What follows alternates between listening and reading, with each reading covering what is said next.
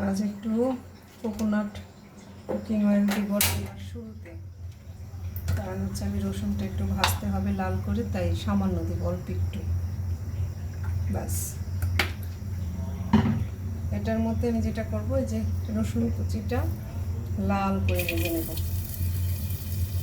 তারপরে আসলে মেন রান্নাটা আমি সরিষার তেলেই করব।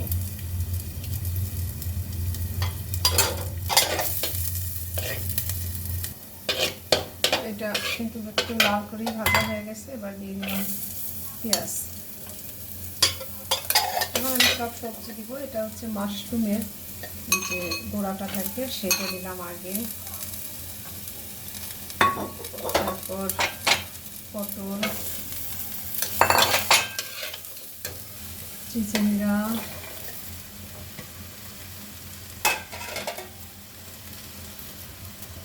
লবণ দিলাম,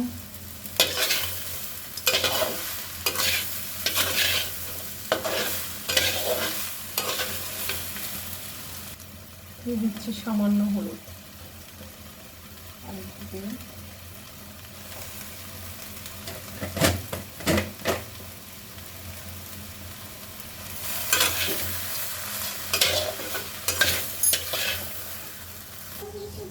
সামান্য একটু জল দিয়ে, আমি সামান্য একটু পানি দিয়ে দিচ্ছি, কারণ হচ্ছে একটু তাড়াতাড়ি করবো তাই।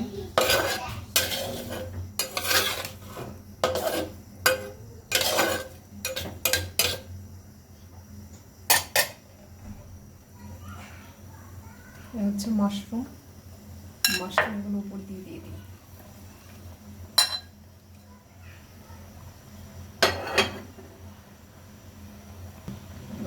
ঢেকে দিই।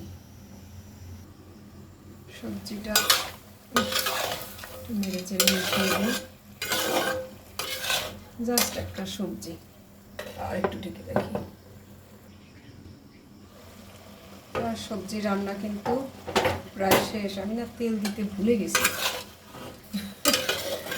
তো এখন কেউ তেল ছাড়া খেতে চান এভাবে কিন্তু খেতে পারেন। তবে আমি আর একটুখানি সরিষার তেল, এটা কাঠের ঘানিতে বাঙানো সরিষার তেল আমি একটু দিয়ে দিই, কারণ সবজির ভিটামিন তো আসলে তেলে ধুয়ে বোঝে। তো এটা একটুখানি দিয়ে গেলেই আমার সবজি রান্নাটা শেষ হয়ে যাবে। আর একটুখানি পানিটা শুকিয়ে নিই।